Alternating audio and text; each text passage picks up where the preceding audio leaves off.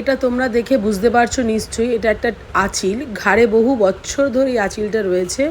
ও আমার কাছে hair treatment করতে আসে, তো আমিও অতটা খেয়াল করিনি। ওই দিন খেয়াল করাতেই আমি বললাম যে এমন একটা বাজে জায়গায় আঁচিলটা রয়েছে, তুমি রিমুভ করে নাও। তো সাথে সাথে বললো ঠিক আছে দিদি, তাহলে তুমি আমাকে রিমুভ করে দাও। এই আঁচিলটা রিমুভের প্রসেসটা তোমরা দেখো। প্রথমে জায়গাটাকে আমি অ্যানেস্থেশিয়া করে নিয়েছি, তারপরে মোল রিমুভের মেশিনের দ্বারা কিন্তু আমি আঁচিলটাকে রিমুভ করছি। বেশ কিছুক্ষণ সময় লাগে, কারো কারো ক্ষেত্রে একটা সিটিংয়েই হয়ে যায়, আবার অনেকের ক্ষেত্রে দেখা যায় দুটো সিটিংও লাগে। সেটা সম্পূর্ণ দেখে আমাকে বলতে হয়। অনেকেরই জিজ্ঞাসা যে দিদি আঁচিল রিমুভ করতে কতক্ষণ লাগে বা কদিন লাগে, সেটা কোনো ব্যাপার না। সেটা দেখেই কিন্তু আমি, তোমরা ফটো পাঠালেই আমি দেখে কিন্তু বলে দিতে পারবো যে একটা সিটিংয়েই হয়ে যাবে কি না।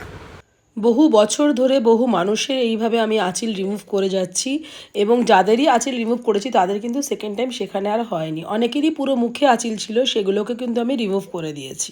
রিমুভ করার সাথে সাথেই রেজাল্ট।